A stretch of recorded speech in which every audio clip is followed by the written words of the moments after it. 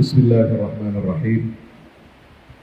Raditu billahi rabba wa bil islami dina wa bi Muhammadin nabiyya. Subhanaka la ilma lana illa ma 'allamtana innaka antal alimul hakim. Rabbi zidna ilma warzuqna fahma. Uhayyikum bi tahiyyatil Islam. Assalamualaikum warahmatullahi wabarakatuh.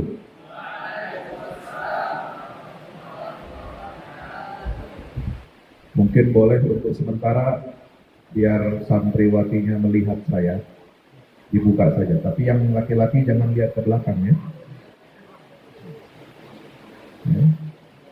Jangan lihat ke belakang, ustadznya aja yang melihat ke belakang. Karena ini menuntut ilmu. Ya. Bismillah walhamdulillah wassalatu wassalamu ala rasulillah Muhammad ibn Abdillah wa ala alihi wa sahbihi wa man tabi'ahu wa nasarahu wa wala wa la hawla wa la quwwata illa billah. Subhanaka la ilma lana illa ma 'allamtana innaka antal alimul hakim. Allahumma la sahla illa ma ja'altahu sahla wa anta taj'alus sa'ba idza syi'ta sahla.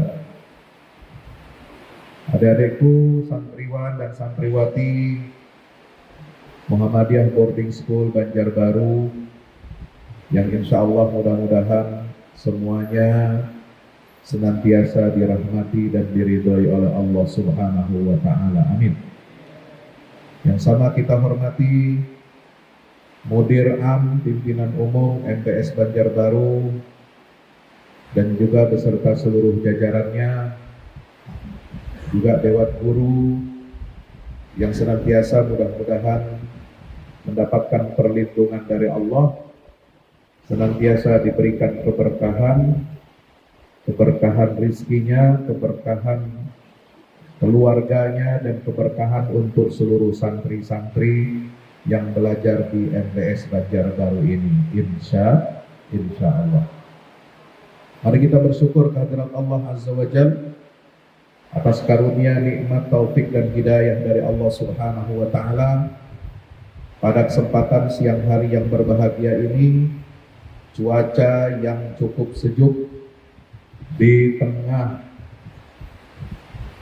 alam yang luar biasa, sedang hujan, ya, hujannya cukup deras sehingga terasa agak dingin. Saya nggak bisa membayangkan kalau saya sampai di sini dalam keadaan cuacanya panas. Ya, kalau panasnya Kalimantan itu, ya, angkanya 31 tapi rasanya 41. Betul? Apalagi ini belum jadi, belum ada plafonnya. Wah, ini tambah panas lagi.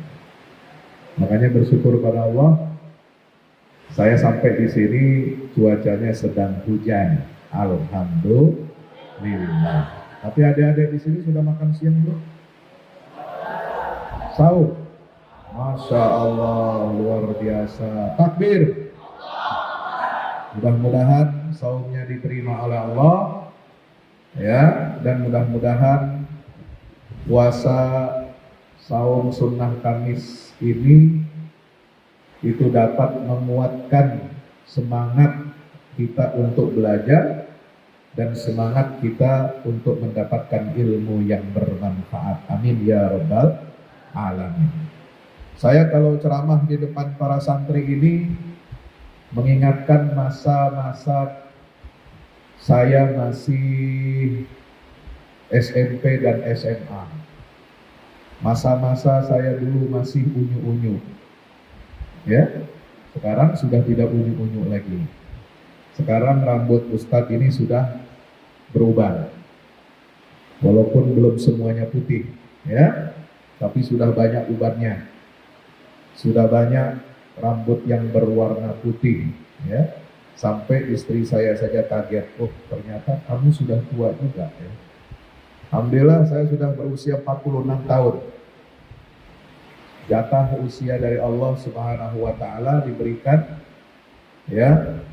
Dari kecil saya belajar agama di madrasah diniyah.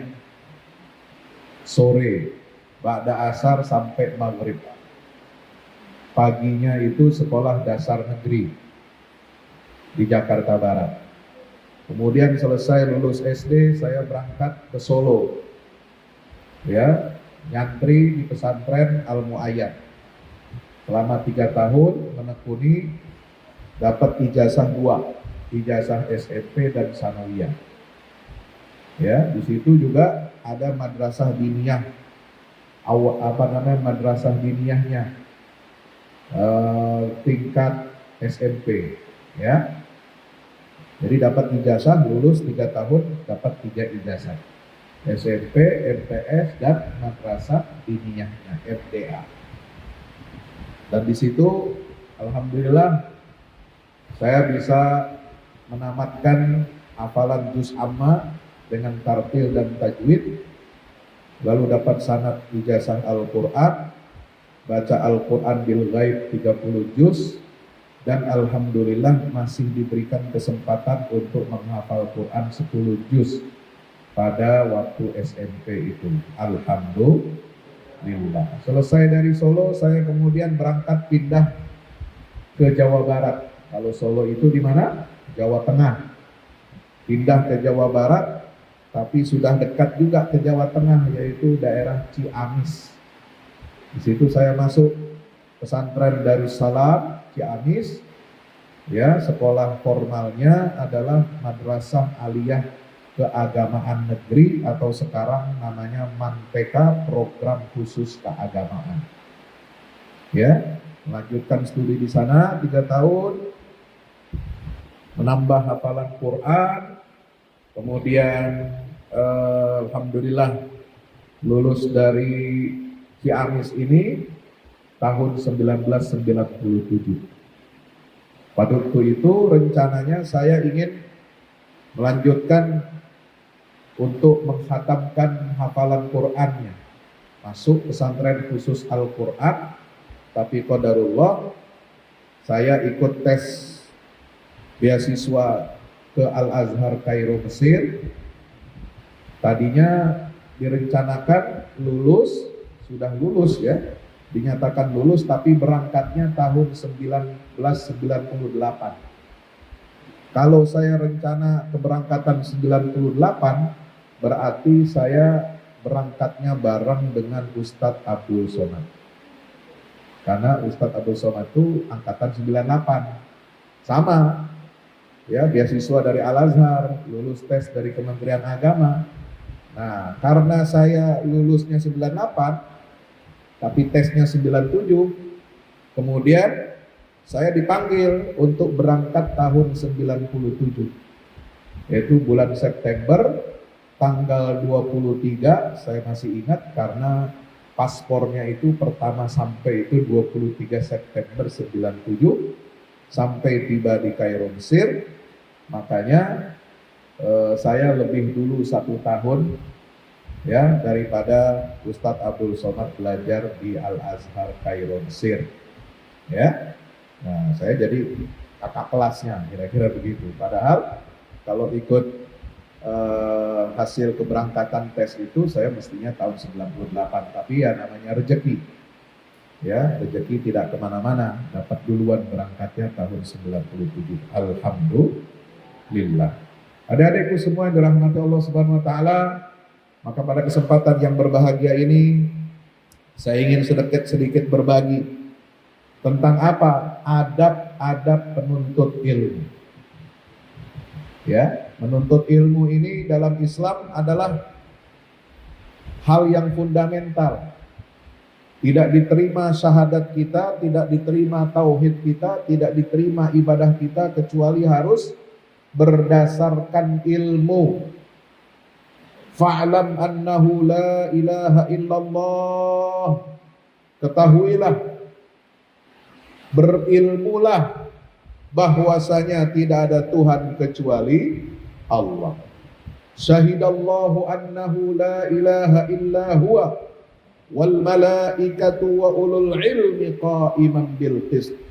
Sebelum ayat yang menyatakan bahwa innad dina indallahil Islam, satu-satunya agama yang diridhoi di sisi Allah adalah al-Islam, Allah menyatakan terlebih dahulu di ayat ke-18 surat Ali Imran bahwasanya Allah telah bersaksi, ya, syahidallahu annahu la ilaha illahu, bahwasanya tidak ada Tuhan kecuali Allah. Itu yang bersaksi siapa? Allah langsung.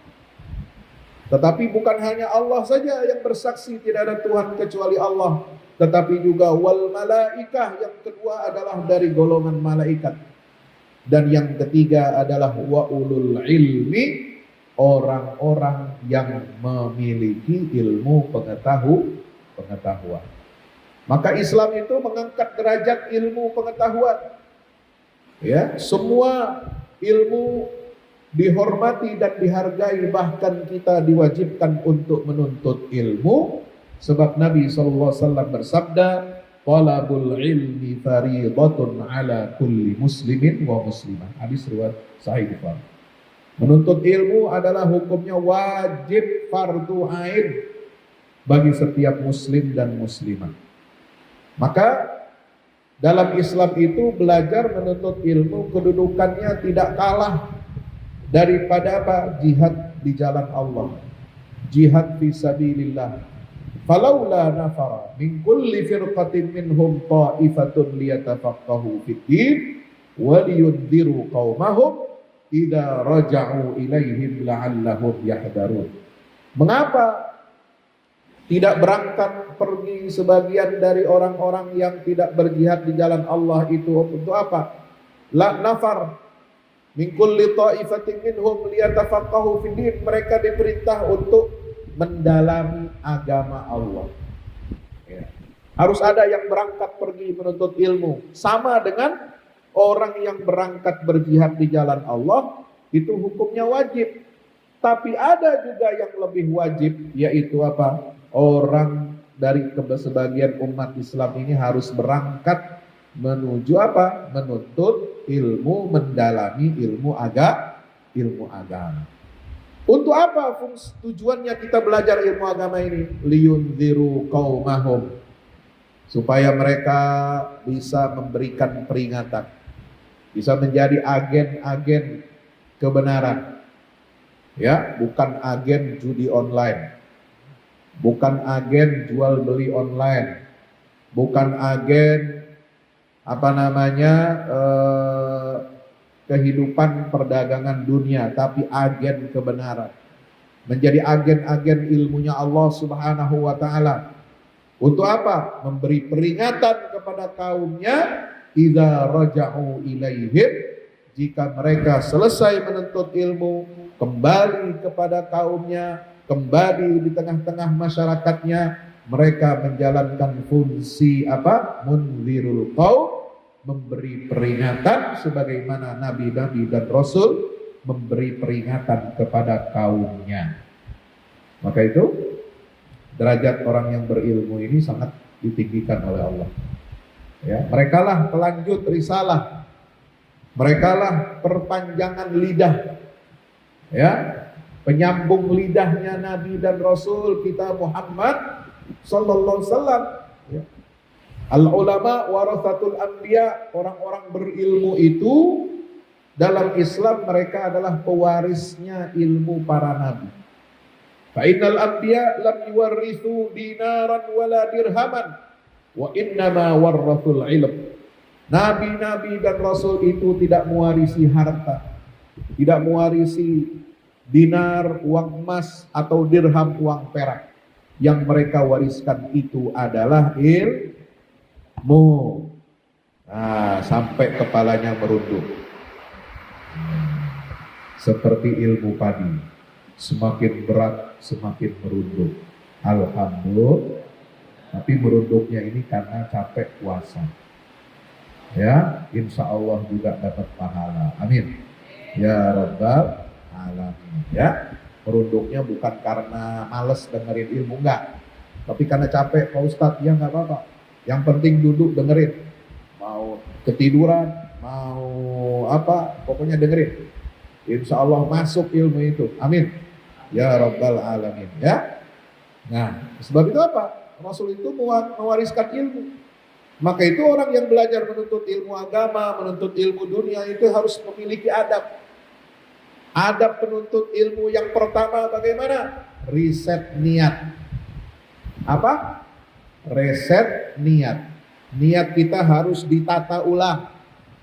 Niat kita menuntut ilmu bukan untuk demi apa? Cari popularitas. Bukan untuk validasi sosmed. Ya. Atau kita menuntut ilmu supaya kita bisa menang debat. Jago ngomong. Ya, tapi jago ngomong asal jeblak. Asal ngomong, ya. Nah, itu nggak boleh.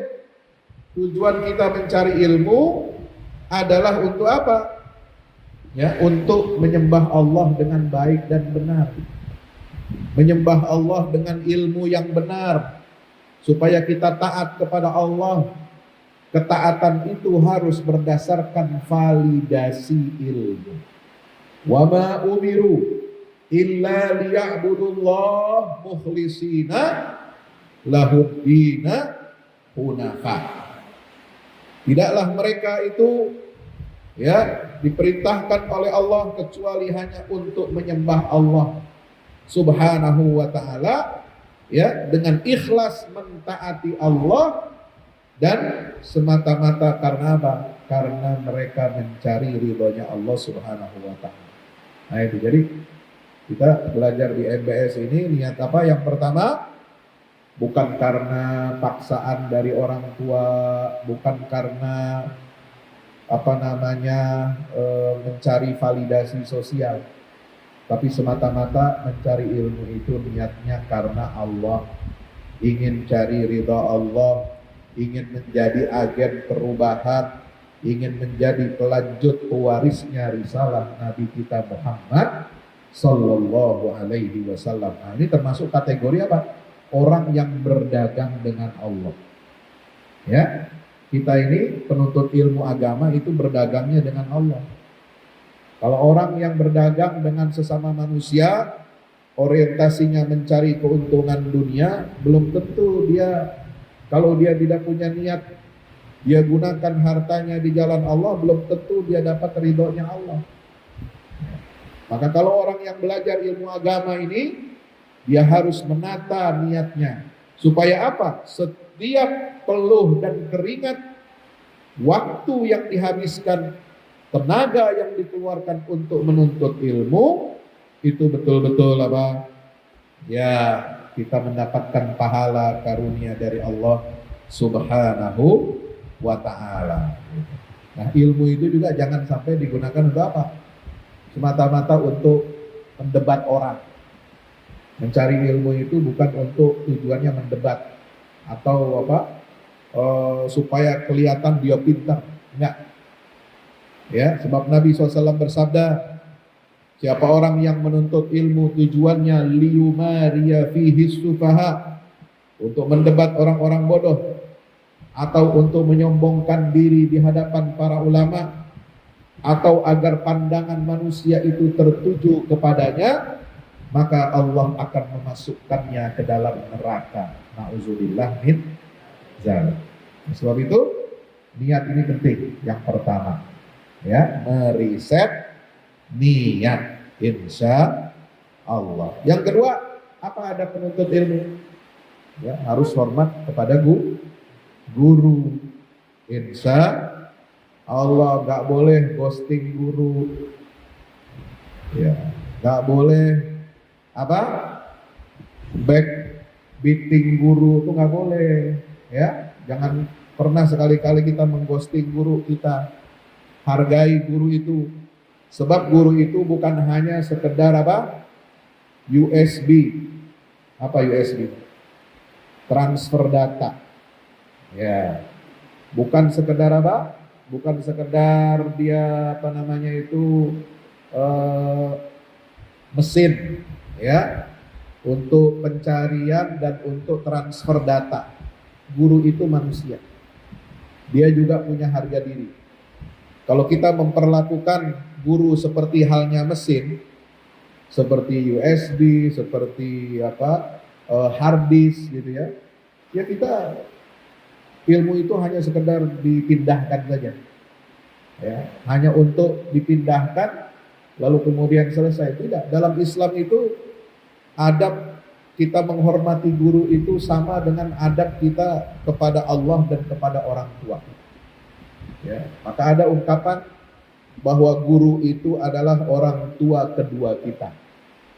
Ya, karena dengan bimbingan guru kita bisa kenal Allah, kita bisa kenal ilmu-ilmu Allah, kita bisa kenal ilmu akidah, kita bisa kenal ilmu tentang syariat, kita bisa kenal ilmu halal dan haram, kita bisa kenal itu akhlak. Itu semua kenapa? Karena bimbingan daripada guru. Maka guru itu harus kita hormati, bukan untuk dikultuskan, karena sebagian ada mungkin yang terlalu menghormati guru, lalu kemudian guru itu minta dikultuskan. Nah, itu nggak boleh. Yang wajar-wajar saja. Hormat wajib, tapi mengkultuskan itu tidak boleh. Ya. Apalagi lalu kemudian ada sebagian kelompok aliran-aliran tertentu, ya, yang yang hulu terhadap guru. Guru itu bagaimana? Ekstrim memandang guru. Ya, katanya dapat ijazah amalan-amalan dari setelah gurunya meninggal dunia. Nah, mimpi ketemu guru dikasih amalan. Ya. Dan amalan itu katanya itu tambahan di luar apa yang disyariatkan Allah Subhanahu. Nah, itu nggak boleh. Ya. Kita menghormati guru itu adalah sebuah kewajiban. Karena setiap orang yang berilmu itu ditinggikan derajatnya oleh Allah. Yarfa'illahu alladhina amanu minkum walladhina utul ilma darajat. Allah pasti akan mengangkat derajat orang-orang yang beriman dan orang-orang yang diberikan ilmu pengetahuan. Ilmu apa saja, orang itu pasti diangkat derajatnya oleh Allah. Ya. Orang kalau nggak punya ilmu, dia hidupnya terhina. Tidak punya Tidak punya kehormatan, tidak punya harga diri. Ya, maka Allah mengatakan apa? Qul hal yastawil ladzina ya'lamun wal ladzina la ya'lamun. Enggak sama orang yang berilmu derajatnya dengan orang yang berilmu, itu enggak sama. Ya. Gitu. Jadi orang berilmu itu punya punya kehormatan, ya, punya harga diri. Dia punya ilmu itu bermanfaat bagi orang banyak. Kalau orang nggak punya ilmu, ngomongnya ngelantur, ngomongnya nggak berdasar, nggak tahu halal dan haram, ya, kemudian suka bikin masalah, ya, sehingga menjadi beban buat masyarakatnya, bukan menjadi solusi bagi masalah yang ada di tengah masyarakatnya. Nah, hadirin rahmati Allah, jadi guru ini wasilah, perantara datangnya keberkahan dari Allah Subhanahu wa ta'ala. Kita dapat ilmu itu sebab guru kita. Kita bisa menjalankan syariat dengan baik itu disebabkan bimbingan daripada guru kita. Kita bisa praktek ibadah dengan baik itu karena ada guru yang mencontohkan. Ya, guru itu ya belajar dari gurunya lagi. Gurunya itu belajar dari gurunya lagi, bersambung sampai kepada baginda Rasulullah Muhammad sallallahu alaihi wasallam. Nah, itu namanya sanad. Jadi kita belajar ilmu di pesantren, ya, di MBS Banjarbaru ini, kita ini belajar ilmu itu dengan sanad, ada sanadnya. Dari guru kita yang mengajarkan akidah, mengajarkan fikih, ya, dari kitab A, dari kitab B, kitab C, itu dia belajar dari gurunya. Ya, itu bersumber dari Al-Quran dan Sunnah Nabi SAW. Ya, yang menulis buku itu dia belajar sebelumnya kepada guru yang ada sebelumnya, sehingga dia bisa menulis buku yang kita baca, kitab yang menjadi acuan kita. Nah, gurunya itu sebelumnya belajar tentang ilmu-ilmu itu terus bersambung sampai sanadnya kepada baginda Rasulullah SAW.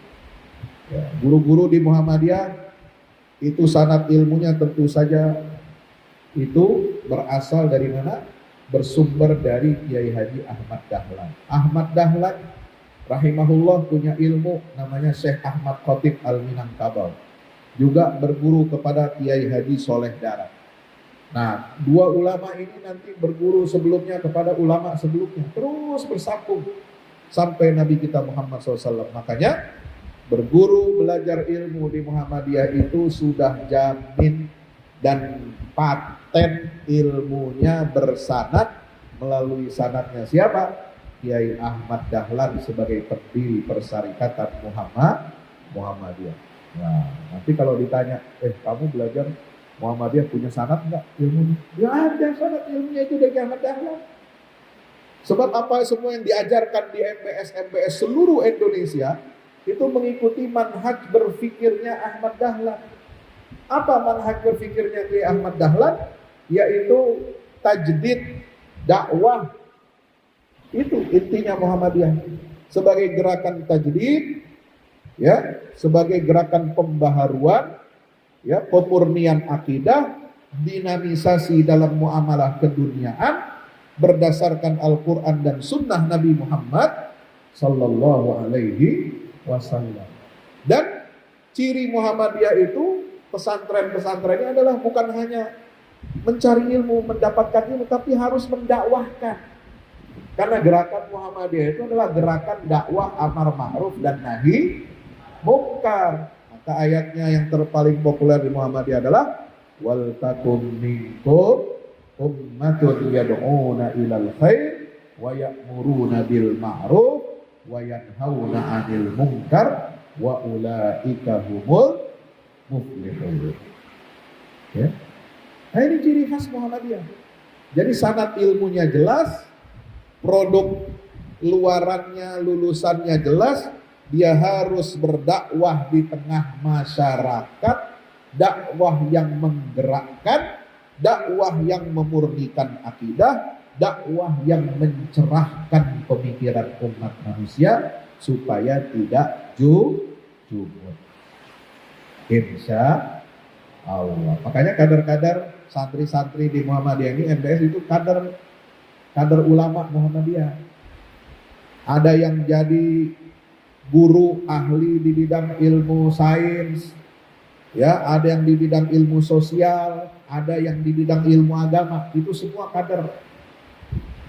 Ya, nanti yang menekuni bidang ilmu agama, apakah ilmu akidah, syariah dan sebagainya, itu nanti mengisi kepengurusan di Majelis Tarjih Muhammadiyah. Insya Allah. Yang ilmunya di bidang sains, bidang sosial, nanti masuknya di Majelis Dikdasmen, Majelis Pendidikan Tinggi, Majelis Ekonomi, Majelis Hukum dan HAM, majelis macam-macam. Ya, itu sarana perjuangan kita. Jadi lulus dari MBS ini, kita melanjutkan sekolah lagi, kuliah yang lebih tinggi, nanti kembali ke Muhammadiyah. Untuk apa? Menjadi penggerak dakwah amar ma'ruf dan nahi mungkar sesuai dengan bidang ilmu yang kita pelajari dan kita tekuni masing-masing. Insya Allah. Oke, itu apa? Harus hormat kepada guru. Ya, role modelnya dari mana? Dari Al-Quran. Penghormatan kepada guru seperti apa? Kisah Nabi Musa dengan siapa? Khidir.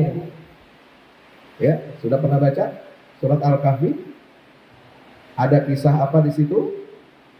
Dialog antara Musa dengan Khidir. Nabi Musa itu orang pintar bukan? Pintar, tapi masih disuruh belajar sama Allah. Disuruh berguru lagi sama Allah, ya. Kepada siapa? Sosok abdan min ibadina atainahu rahmatan min indina wa 'allamnahu min ladunna ilma. Itu sosok, ya, Khidir. Khidir ini statusnya, ada ulama yang mengatakan beliau adalah nabi, ada yang juga mengatakan beliau hanya ulama. Tapi ulama yang punya ilmu ladunni, itu dari ayat ini, min ladunna ilma. Karena ilmu yang dimiliki oleh Khidir ini atau Nabiullah Khidir itu ilmu yang langsung dari Allah. ilmu tentang bagaimana manusia menyikapi takdir dari Allah. Makanya diajarkan apa? Dialognya itu ya luar biasa. Belajar langsung dari kehidupan nyata, kehidupan sosial, menghadapi raja yang zalim, ada kapal lalu dilubangi, ya. Padahal dia naik kapal itu gratis, cuma-cuma, tapi kemudian kapalnya dilubangi, padahal itu punya nelayan miskin. Ammas safinatu fakanat limasakin ya'maluna fil bahri. Ya. Kemudian apa? Kapal itu dilubangi untuk apa? Menyelamatkan dari apa? Dari penyitaan raja-raja yang zalim. Itu hikmahnya. Kemudian apa? Nabi Khidir itu ketika ketemu dengan anak yang masih kecil, ternyata kemudian dia bunuh. Ya tentu Nabi Musa kaget. Kenapa Tuan Guru kok melihat anak yang belum punya dosa, belum punya kesalahan, belum pernah melakukan tindakan kriminal, kok Anda bunuh? Ini kan nyawa anak ini masih suci. Nah, ada protes begitu. Ya. Kemudian ada lagi beliau membangun tembok yang hampir runtuh. Nah, itu semua ada hikmahnya. Disebutkan di dalam kisah ya, dialog antara Nabi Musa dengan Khidir. Ammas safinatu, ammal gulam, ammal jidari. Gitu. Ada 3 amma. Ya, hikmah yang disebutkan oleh Khidir kepada Nabi Musa alaihis. Nabi Musa nggak mengerti apa ini fenomena yang kamu ajarkan. Kenapa kamu lubangi kapal? Protes. Kenapa kamu bunuhi anak yang tidak berdosa? Nabi Musa protes. Kenapa kamu membangun tembok yang hampir runtuh? Padahal penduduk negeri itu tidak mau menyantuni kita dan nggak mau menyambut kita, menerima kita sebagai tamu. Maka kemudian dijawab oleh Nabi Khidir, ternyata ilmunya luar biasa. Itulah ilmu yang Allah berikan kepada Khidir. Dia mengetahui sebelum terjadi. Itulah ilmu tentang takdir.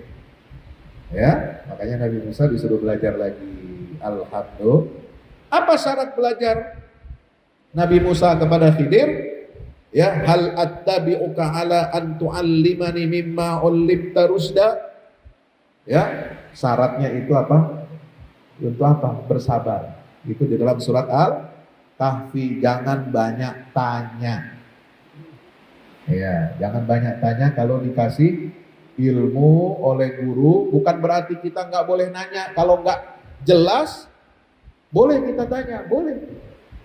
Ya, tapi kita harus sampaikan dengan adab, dengan sopan santun. Ya, kemudian buka telinga kita, buka mata kita, fokus pandangan kita kepada penjelasan guru. Insya Allah. Nah itu syarat menuntut ilmu apa? Sabar. Ya, harus sabar ketika kita belajar. Harus sabar mendengarkan pelajaran. Ya, harus sabar dibimbing supaya paham betul apa materi-materi yang diajarkan. Insya Allah. Nah, Imam Syafi'i coba. Imam Syafi'i itu menghormati gurunya Imam Malik bin Anas radhiyallahu anhu, ya. Bukan Anas bin Malik ya. Kalau Anas bin Malik sahabat Nabi. Kalau gurunya Imam Syafi'i itu Imam Malik bin Anas, terbalik namanya. Ya. Beliau itu menghormati gurunya sampai bagaimana? Saya membuka lembaran kitab di hadapan Imam Malik dengan pelan-pelan, sangat lembut. Karena rasa hormatku kepadanya, supaya apa? Beliau Imam Malik itu tidak mendengar suara membuka buku dengan kasar. Ya. Beliau itu jalan, ya. Ketika di depan gurunya itu merendah, jalannya sampai angkat sendalnya supaya tidak terdengar suara terompah yang bisa mengganggu gurunya yang sedang mutolaah atau sedang menelaah kitab-kitab. Nah itu adab. Nah sekarang kira-kira adab santri di sini bagaimana? Assalamualaikum. Halo. Nah, jangan sampai kita di hadapan guru itu apa? Melengos, tidak hormat, ya, atau apa namanya mengangkat mukanya, ya, melototin guru, itu nggak boleh. Ya, harus sopan santun, tunduk di hadapan guru, itu diajarkan di dalam Islam seperti itu. Ya, tapi juga kita harus apa? Aktif, kritis, nanya. Apa yang belum kita paham kita tanya. Boleh nggak apa namanya bertukar pandangan atau berdebat dengan guru? Boleh. Kalau memang Anda mengetahui ada informasi, kok apa yang dijelaskan guru saya kayaknya kurang pas nih, saya dapat informasi begini. Nah, itu didiskusikan. Tukar pandangan, bukan berarti kita berdebat, ngajak guru debat. Ya, sombong lagi. Ya, kalau kata Mandra, sombong amat. Ya. Pernah lihat Mandra? Di film-film ya. Zaman dulu, kalau anak sekarang mungkin nggak nonton Mandra itu. Ya. Jangan suka apa? Ngegibahin ustadz di grup WhatsApp kamar. Wah, ini ustadznya begini. Ya, digibahin sama anak-anak santri itu nggak boleh. Itu nggak ada adab namanya. Ya, kalau musim liburan nanti keluar dari pondok ya, terus ngomongin guru, ngomongin ininya, kejelekannya, atau kalau sedang ada pelajaran di kelas ya, itu kemudian kita apa? Ya mungkin nggak tahu kalau di pondok MBS, mungkin kalau di luar itu kan anak-anak sekolah negeri ya masih boleh pegang HP. Nah, orang sedang diajar, sedang dijelaskan, kita masih sibuk lihat gadget. Ya. Itu nggak boleh. Kalau kita diajarin, sedang dijelaskan, itu kita fokus pandangan kepada guru. Melihat apa yang didengar, apa yang disampaikan, atau sedang diskusi. Kalau di kampus, ya Ustadz ngajar di kampus UHAMKA, itu metodenya presentasi. Saya kasih buku, saya kasih tugas, bikin kelompok, ayo diskusikan, presentasi bab ini, bab ini, bab ini. Nah, mereka bikin presentasi. Nah, itu semua anak-anak mahasiswa harus dengerin temannya menyampaikan presentasinya. Jangan sambil main game gitu. Nggak boleh. Kemudian kalau ada tambahan dari guru, ya kita harus dengarkan. Catat. Kalau ada yang kurang jelas, bisa ditanyakan. Berdiskusi namanya. Insya Allah. Tatap mata guru kita itu dengan penuh perhatian. Bukan malah pasang muka bosen, cemberut. Ya, nauzubillah min dzalik. Yang ketiga, ada penuntut ilmu ini apa? Ya, yaitu dengan bagaimana? Ya, beramallah dengan ilmu yang sudah kita dapatkan.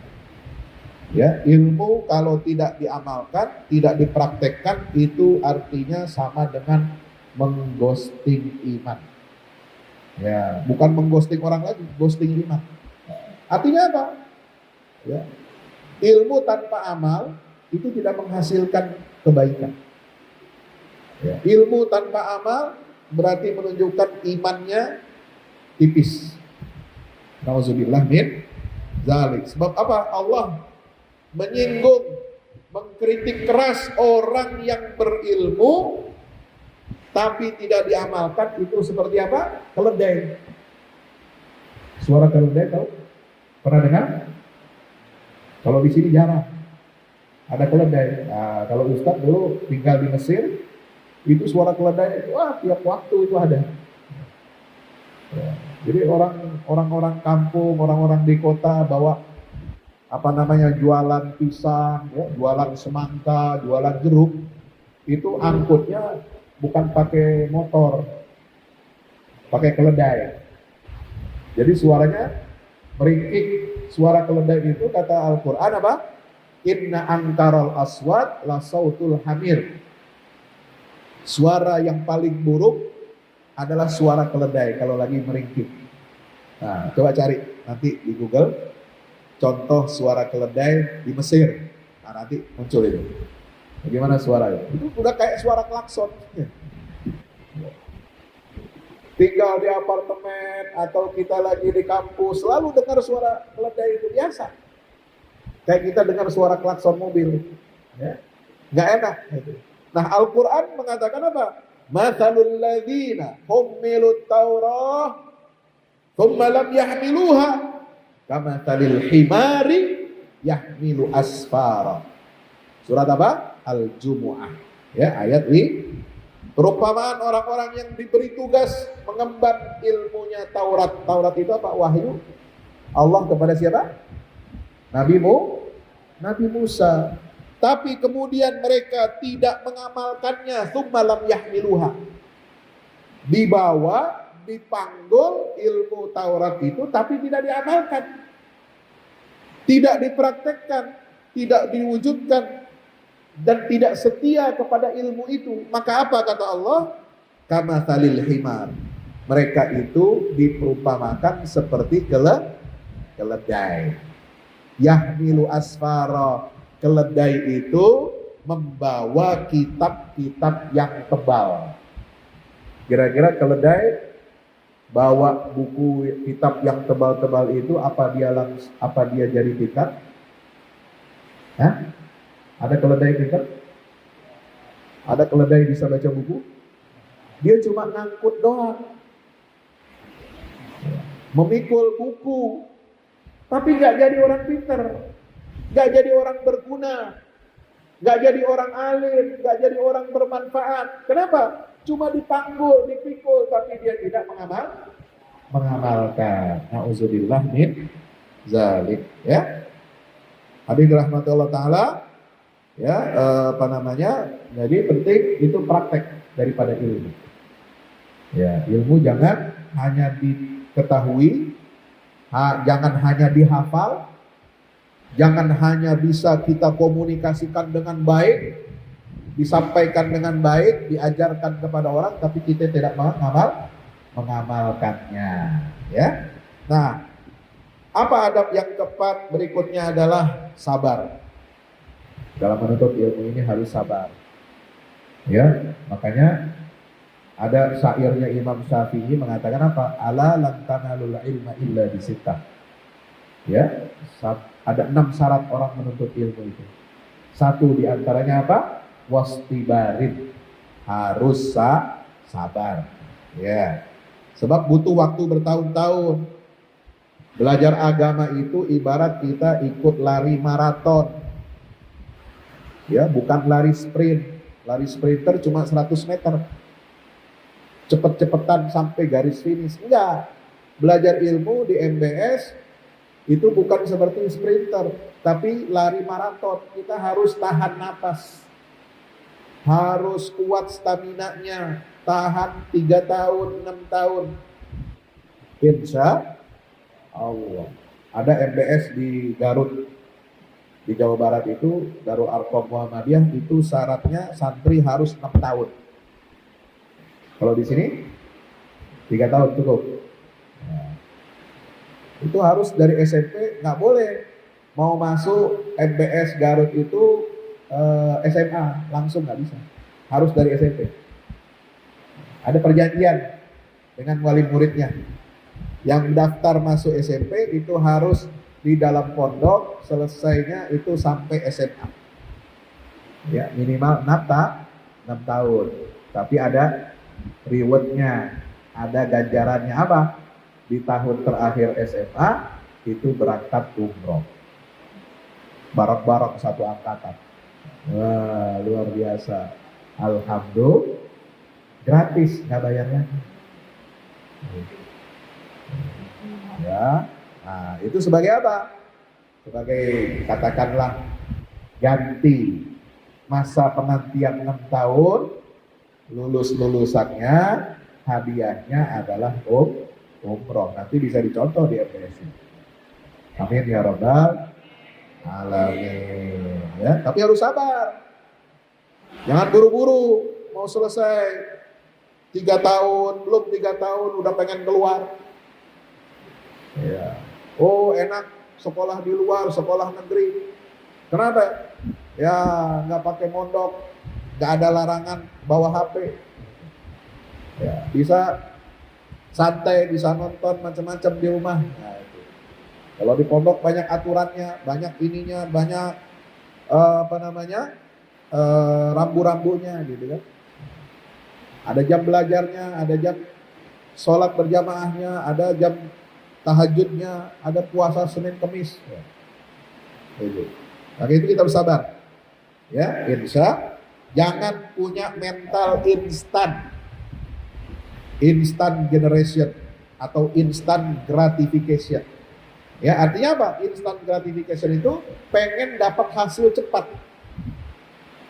Gak ada orang hebat, orang berprestasi, orang yang sukses itu karena instant gratification. Karena apa? Cepat, gak ada. Semua harus berproses, ya. Semua harus apa? Dijalani dengan kesabaran. Insya. Maka itu kalau di pondok ini di MBS itu nikmati prosesnya. Ya, nikmati prosesnya, kurangi apa? Scrolling hal-hal yang nggak perlu. Nanti kalau pulang ke rumah liburan itu jangan balas dendam. Karena di MBS nggak boleh pegang HP, nggak boleh main game. Nah, pulang ke rumah balas dendam. Ya, di pondok biasa berjamaah, sholatnya di rumah nggak berjamaah. Na'udzubillah. Di pondok biasa dibiasakan tahajud, puasa Senin Kemis, libur di rumah, tidak tahajud, tidak puasa Senin Kemis. Nah, berarti apa? Ilmunya tidak diamalkan. Ya, hati-hati. Nah, juga orang kalau ingin sukses belajar itu apa? Harus banyak mutolaah. Mengulangi pelajaran. Jangan dapat pelajaran di kelas sudah cukup sekali aja dengar. Gak bisa. Harus diulang-ulang. Sama kita mau murojaah hafalan Quran. Kalau kita ingin hafal Quran harus banyak murojaah. Pagi disetor, siang kita murojaah, malam kita murojaah 2 kali.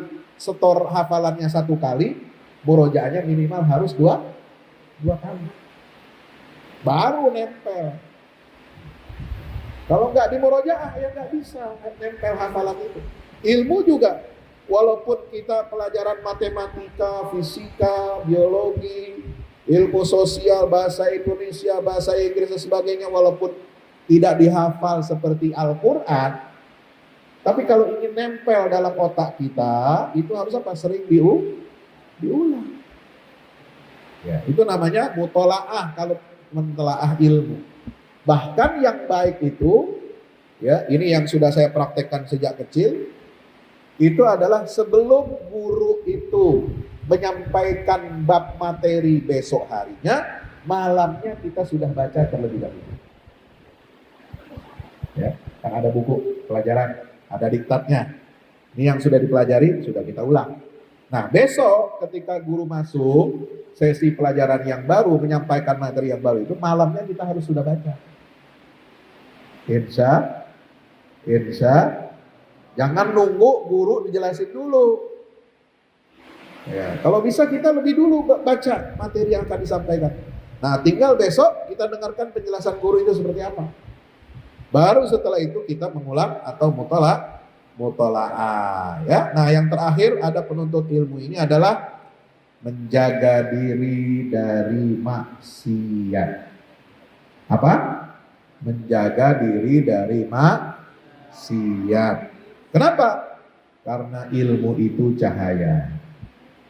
Cahaya dari Allah tidak akan bisa menyatu dengan kegelapan. Yang namanya maksiat itu melahirkan kegelapan di dalam hati. Ilmu itu kan masuknya ke hati. Cahaya Allah itu masuknya hati. Hati kita jadi terang. Kalau bercampur dengan maksiat, cahaya dengan kegelapan tidak bisa ketemu. Ilmu itu cahaya, maksiat itu adalah black out. Apa black out? Mati lampu. Kalau black out itu kan bahaya. Coba kalau listrik satu kota Banjarmasin ini mati total. Bisa nggak kita belajar? Nggak bisa. Mau mandi, mau buang air, ya, mau cebok, bisa nggak? Nggak bisa karena semua pakai listrik. Ya, mau berkegiatan aktivitas nggak bisa malam hari, susah. Jangankan malam hari, siang hari kalau nggak ada listrik susah juga. Ya, walaupun ada matahari bisa terang, ruangan bisa. Tapi kalau nggak ada listrik di siang hari itu susah, air nggak bisa jalan, air nggak bisa muncul, kegiatan nggak bisa, lagi panas-panasnya, ya listrik mati. Kalau sekarang masih ada. Nah, kalau listrik mati siang-siang ini nggak bisa nyala, kipas, ya, makin panas ruangan, ya kan? Nah itu makanya jangan sampai blackout. Hati kita itu harus tetap menyala, bercahaya, ya, menyala abangku. Ya, itu harus terus menyala hati itu. Jangan sampai hati blackout. Kenapa?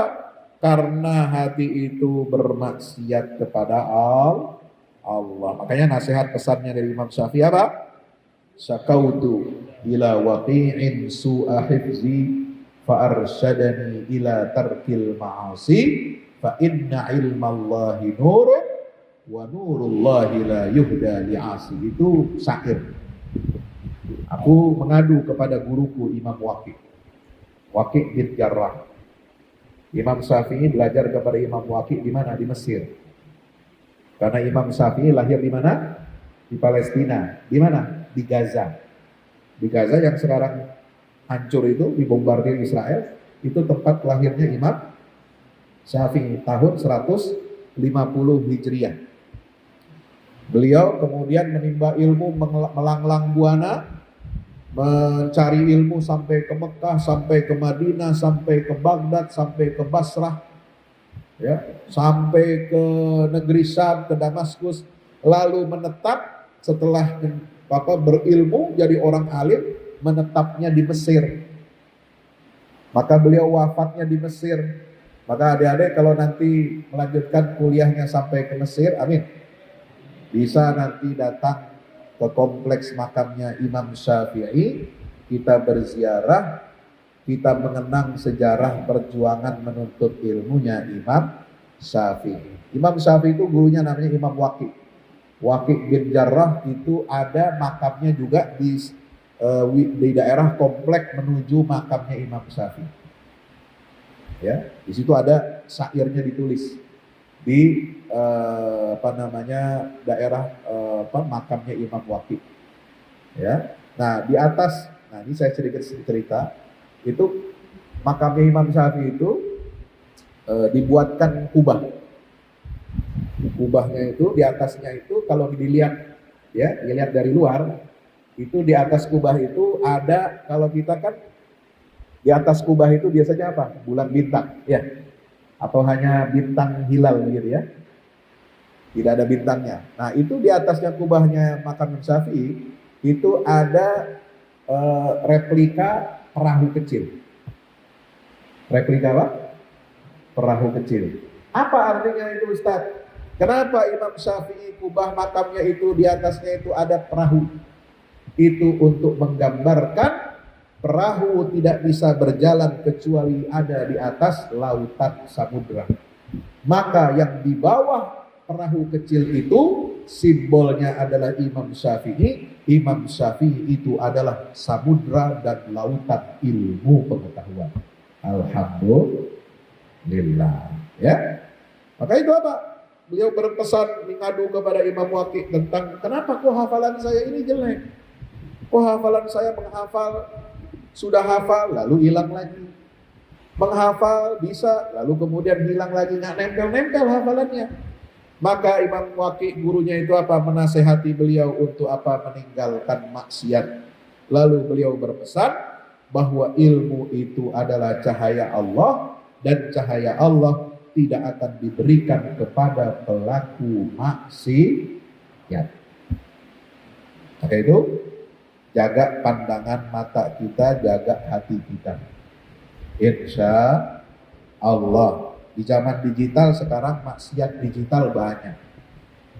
Ya, mata kita gampang banget melihat akses Ya, hal-hal yang negatif yang lewat di layar gadget kita. Ya, algoritma sekarang, wah, apa yang kita omongin ketahuan. Ya. Apa yang kita diskusikan dengan teman, apa baru kita ngomong saya pengen ke sini, nanti di TikTok, di Instagram ada muncul. Jadi apa yang kita cari, yang kita dapat itulah apa yang kita cari. Gitu. Maka hati-hati di zaman serba canggih ini, gadget itu ya bisa jadi sumber kebaikan, bisa jadi sarana untuk meningkatkan kapasitas ilmu pengetahuan, tapi tidak jarang gadget ini menimbulkan banyak sekali madharat kalau dia berada di tangan yang salah. Banyak anak kecanduan game online, banyak anak kecanduan pornografi, banyak anak kecanduan hal-hal negatif, akhirnya dia jadi apa? LGBT. Hati-hati. Ya. Itu kenapa? Karena kecanduan. Lihat hal-hal yang gak benar. Makanya harus dikontrol. Ya. Maka itu apa?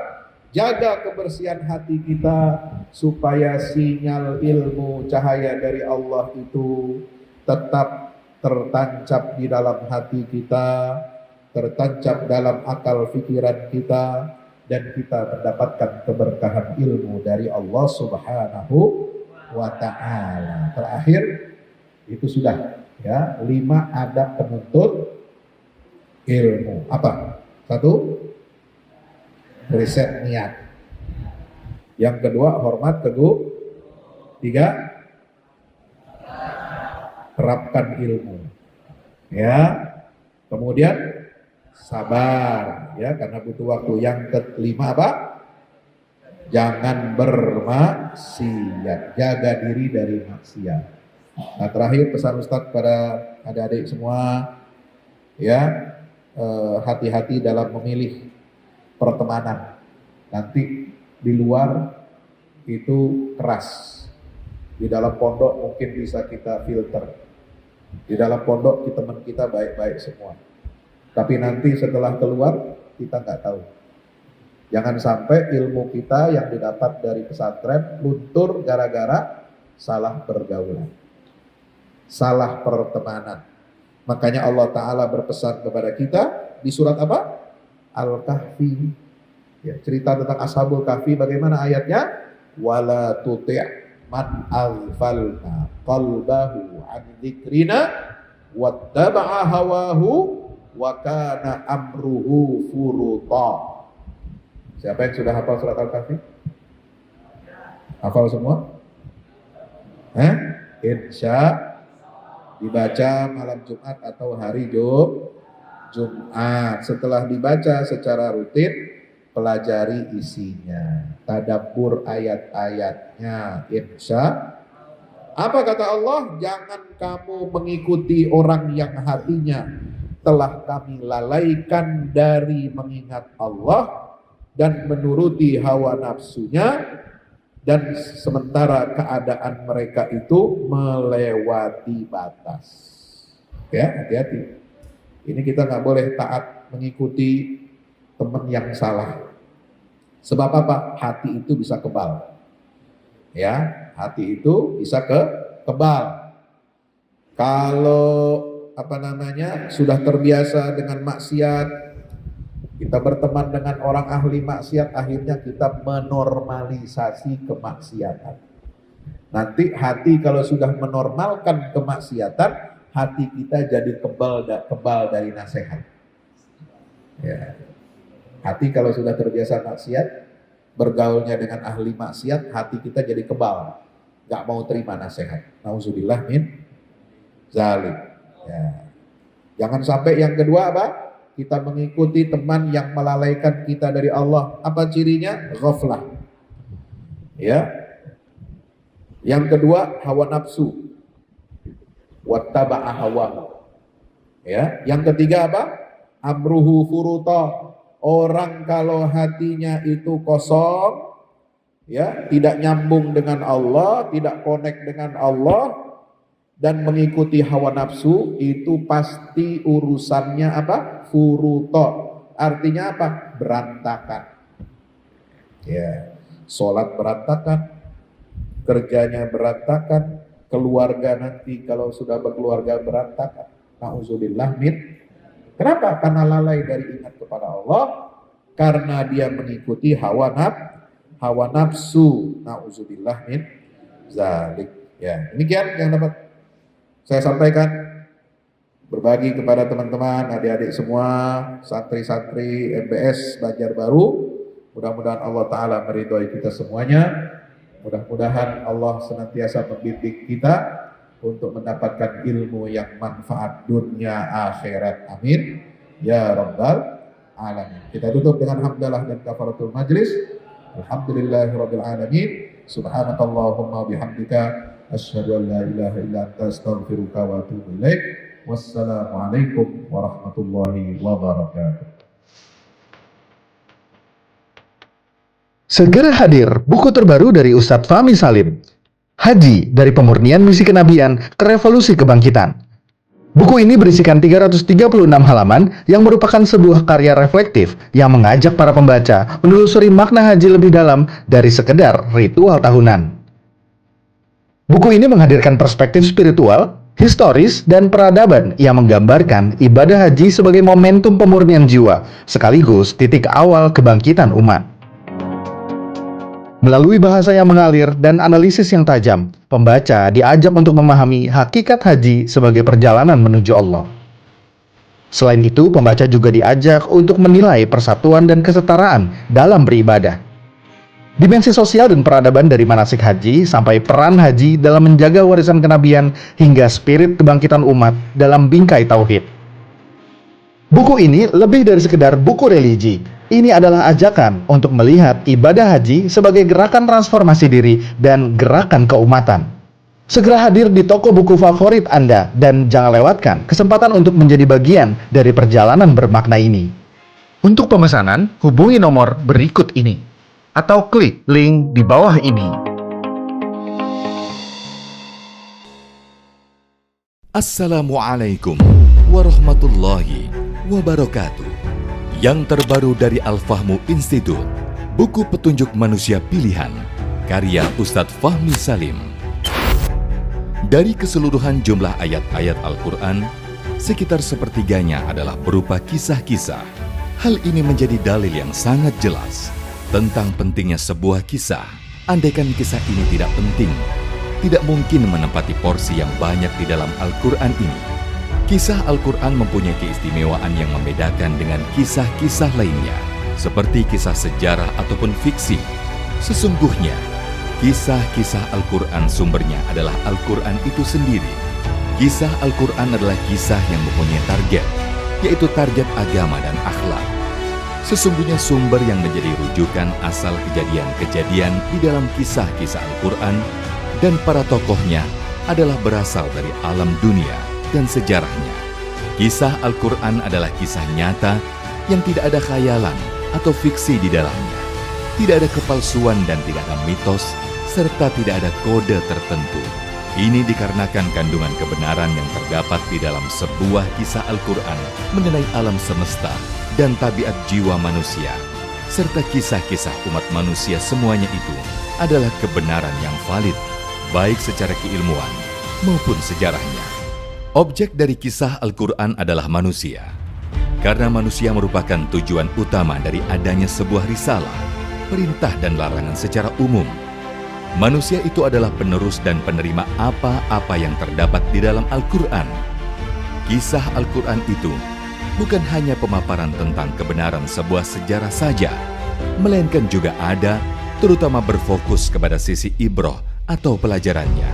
Sungguh, Al-Quran diakui tidak hanya mukjizat dari segi sumber keilahiannya atau sisi kesastraannya yang indah, informasi ilmiah sainsnya yang tepat, informasi kabar gaib terdahulu dan yang akan datang, dan aspek syariatnya saja.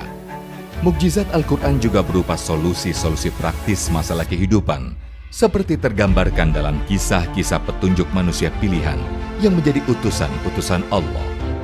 Petunjuk manusia pilihan sudah seharusnya menjadi pemandu dan penerang jalan agar Indonesia dan dunia keseluruhan segera terentaskan keluar dari berbagai kegelapan hidup menuju cahaya peradaban yang unggul gemilang, bersendikan tauhid yang kokoh sepanjang masa. Dikemas dengan tuturan yang mengalir, bercerita tanpa menggurui, petunjuk manusia pilihan bisa menjadi khasanah di setiap keluarga untuk memetik pelajaran dari kisah-kisah manusia terdahulu, dan pelajaran itu berkaitan erat dengan kehidupan kita masa sekarang. Dapatkan segera. Wassalamualaikum warahmatullahi wabarakatuh.